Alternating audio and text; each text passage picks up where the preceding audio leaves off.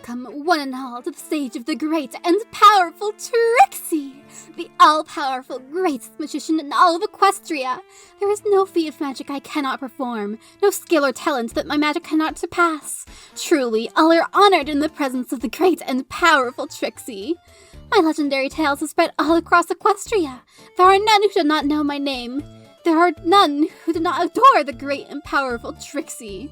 Certainly you must have heard that on one of my many travels I came across the small hick town of Ponyville, a place that wouldn't even be on the map were it not for Princess Celestia's favor. And surely you must have heard how, after performing my magic show and proving my greatness and power once again, two fools refused to take one of my, stories at face value, and put the great and powerful Trixie to the test. And she was publicly humiliated. I lost everything I owned in one night and had to flee that backwater town to save what little face I had left. The great and powerful Trixie now finds herself in self-imposed exile, seeking to improve her already great powers even further to regain her place as the greatest magic user in all Equestria. It has nothing to do with her being laughed off stage at every town Trixie's visited since then. And Trixie certainly did not break down in tears after her last show ended with jeering and mocking neighs from the crowd before it even started. No, she didn't. No, the great and powerful Trixie isn't crying from memory. Don't be absurd! How did the great and powerful Trixie begin her path of being a magician and discovering her cutie mark? Psh, it was obvious from the start what Trixie's destiny would be. No, please don't make Trixie remember. I don't understand, Trixie, said the magic school's counselor. He was grey with a black mane and a lightning bolt cutie mark, and he had a red school scarf on. You're upset over your performance review? Kid, I've seen your review, and I can't see anything to be upset about. My parents had practically dragged me into his office after I broke down crying over reading my teacher's reviews back home. I didn't need to read my own review again to repeat it now. It was very easy to memorize. Transmutation average, illusion average, telekinesis average, conjuring average, weather control average, mental suggestion average. That just means you have lots of potential. That's a nice way to say blank flank, I snapped back. The fact that I was one was beside the point. Or maybe it was the point. My classmates were beginning to notice that I was a late bloomer. Trixie, you should be proud. Most unicorns excel in one area of magic and are almost helpless in others. Hell, most unicorns can't even do weather control. There isn't a field in the books you aren't capable in. The only other time I've seen a record like this was this one Canterlot filly about your age. As if I cared about something like that. I'm not spectacular in any of them. I'd been trying to stand out in my classes since the first day, but no matter what I did, no matter how hard I tried, there was always some pony doing it better. I thought when my parents finally scraped together the money so I could attend a full-blown school of magic that I'd finally be noticed. I had been chosen, a place where I didn't have 4 identical sisters and 2 brothers to compete for attention with. My parents picked me! Not any of my siblings, but me! But here it was the same story, only multiplied by 100. It didn't help that back home, my parents had all the imagination of toadstools when it came to names. Pixie, Mixie, Nixie, Lexi. I was just another face in the herd. The counselor spoke in a calm, kind voice. You know that old saying, Jack of all trades but master of none? The full saying actually says, a Jack of all trades but master of none is often much better than master of one. I wasn't listening. All I heard was no matter what class of magic I chose, I'd be just another face in the crowd, practically invisible. Unless I wasn't in the crowd. That afternoon, I ran away to try and join the circus. I got caught about 10 blocks away and sent right back to the counselor. I was grounded for 2 weeks and had to spend all day in the bedroom I shared with my siblings. A few weeks later, one of my classes had a sub, and I met Master, an old stage magician who took up substitute teaching after his retirement to have a chance to pass on his favorite tricks. The class loved the flourishes he threw into the boring old lessons. And me? I was enthralled. Here was a stallion who knew how to get attention. I knew immediately I had to get him to teach me. I was prepared to ask as many times as it took, but as fate would have it, he'd been looking for an apprentice too. I'd originally wanted my stage name to be the one and only Trixie, but Master felt it lacked impact and convinced me to go with the great and powerful Trixie. I cannot say in the least that it was bad advice. My first practice show at school didn't draw quite the crowd of classmates that I wanted, but my next one saw nearly the entire school attending from the sheer word of mouth. At the first round of cheering for my display of pyrotechnics, I knew this was what I wanted to do with my life. I felt that fateful tingle on my flanks. Then, for the first time, I said those magic words that fill me with such a sweet, warm feeling. Anything you can do, I can do better. I hadn't realized how comfortably satisfying those words would sound until I'd finally said them. Finally, I wasn't just an interchangeable horseshoe. Trixie, the one and only. Trixie, the great and powerful. The crowd ate it up, of course, as I tore down the top students with their very own signature tricks. One unicorn whose specialty was fire magic shouted, "I challenge you to a game of catch the fireball!" It shot blue flames at me with every intention of burning my new cutie mark right off my flanks. And no one's I had the crowd laughing and stomping their hooves. I had the fireball chasing her around instead. Ponies hate to admit it, but there is little they love more than seeing those who claim to be better than them brought down to their level. I was more than happy to oblige.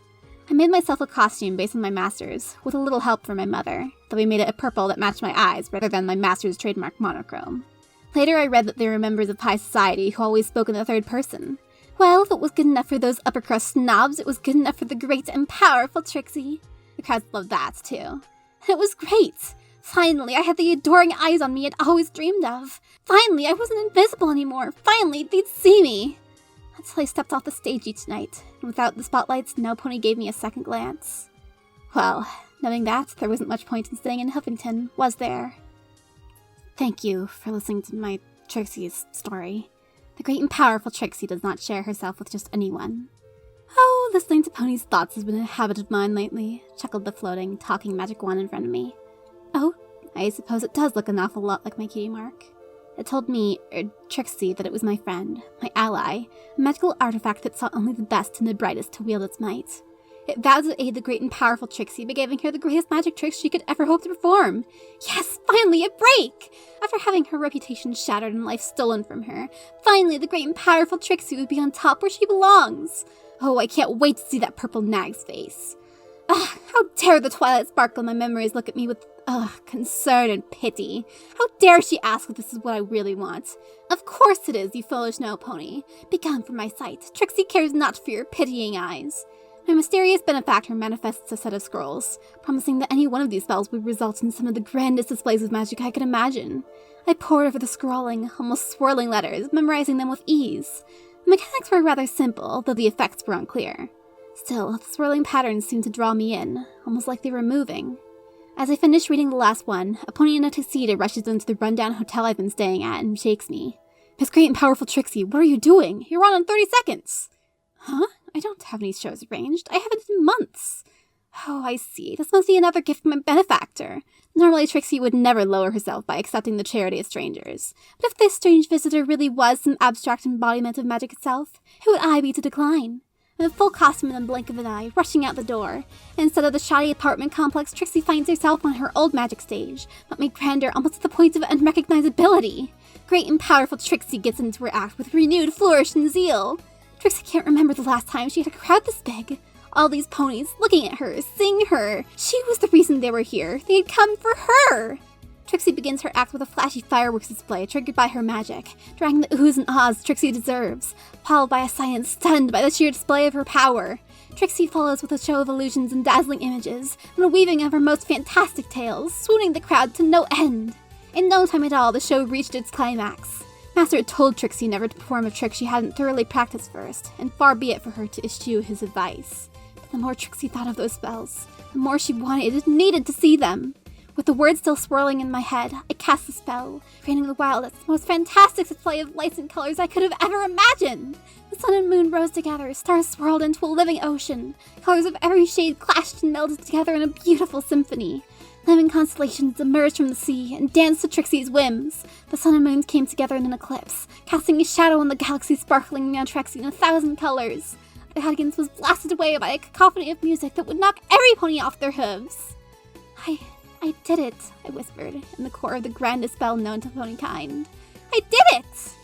And then the spell ended, and I got a good look at the audience's reaction. No one clapped, no one stomped, no one even smiled. They just stared right through me with a casual indifference. Some pony yawned.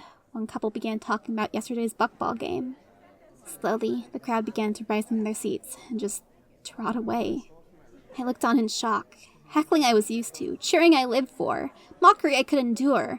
But this complete non-reaction, like I hadn't even been there at all? Wait, I shouted. No one looked at me. There wasn't even a single snicker.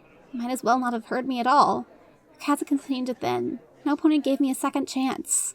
Hey, don't you dare turn your flanks on the great and powerful Trixie! And still, nothing. I would have even welcomed a fiery retort. Anything but this nothing. I raced in front of some of the last ponies to leave, a finely dressed unicorn and an earth pony couple. They bumped right into me like I was an invisible wall, and it took a moment for their eyes to focus on me as I tore into them.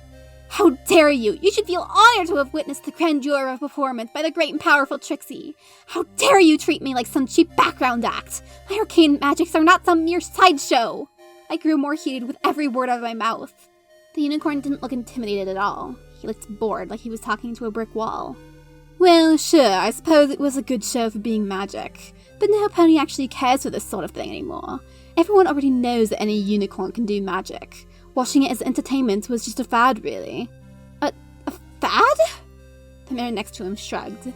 We'd heard rumors that you'd taken it to the next level and thought we might as well give it one last try. It was better, admittedly, but only in its own mundane, ordinary, average, one-of-the-mill way. Well, I guess it shows that magic isn't anything special. Nothing special? No, Trixie will not cry in front of an audience. The stallion gave me a bored look. In the end, it's just the same old magic any unicorn can do. The fad for actually enjoying show mages is so 5 minutes ago. I fell to my knees. I didn't stop them from leaving, but they still walked right through me. Like I wasn't even there. Poor, great and powerful Trixie. My benefactor. You, what went wrong? Trixie demands. I'm afraid I don't know what you mean, my dear. Your spell! Everyone just left! It was like they couldn't even see me. Ah, that. You'll find there's nothing wrong with the spell, little pony. Perhaps you just didn't do it right. After all, that mighty spell is impossible for such a mundane unicorn as yourself to properly perform. Twilight Sparkle did it without breaking a sweat, and everyone loved her when she did it. The spell simply reflects the skill and power of the user. Oh, maybe that's what went wrong. If everybody reacted to the spell as if it wasn't anything special, perhaps it's because the one casting it wasn't anything special. Maybe you really are just as average and mundane as they believe. No, shut up! Aw, what kind of entertainer can't take a few simple, honest reviews? Don't you know that's part of the show? If you can't cut it, maybe you should just run on back to your family.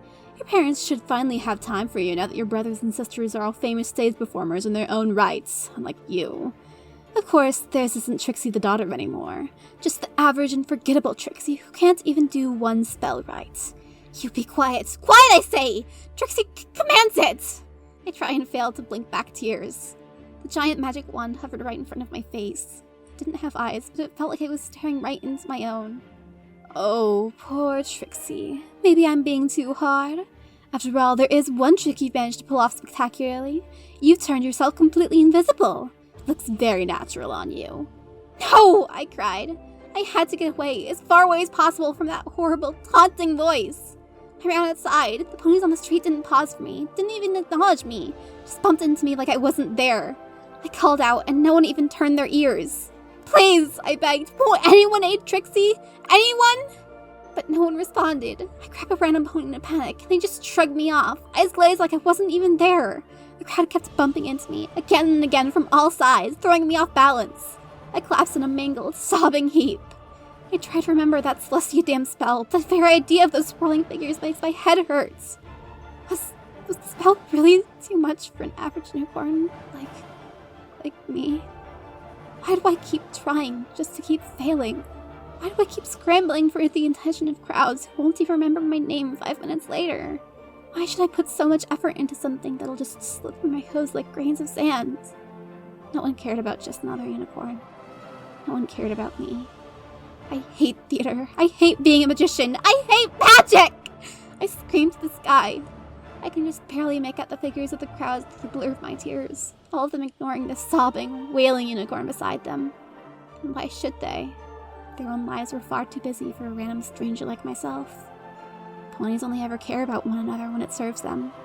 For a failed magician like me, who can't even keep their attention for one measly second, what point is there in seeking out friendship at all? I hear some gasps around me now. It doesn't matter. The average and forgettable Trixie. I'm not anything special. I'm not anything. I'm nothing. Who cares for a unicorn that's the same as any other? Ponies of Huffington, as kind and loving as any other group of pony, gathered round the poor screaming unicorn with an unnaturally muted blue coat. She couldn't seem to see or hear them, begging to be heard over their asking what was wrong. It was like she was trapped in a nightmare, unable to see them. Then her colors dulled further, and she went still, catatonic, from being unable to hear them to simply not caring.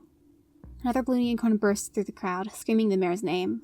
The crowd parted to let the mare shake her sister, begging her to look at her. High above, the wand shifted back to its natural form. Oh, you really weren't anything special, Discord chuckled. Just one of the very few potential elements of magic in your generation. You made a good test run for the real deal, I'll give you that. An element of magic that's refused any bonds with other ponies is just a glass doll waiting to be broken. And with a click of his fingers, he blinked away, ready to drive a final stake through the heart of the mare he most feared.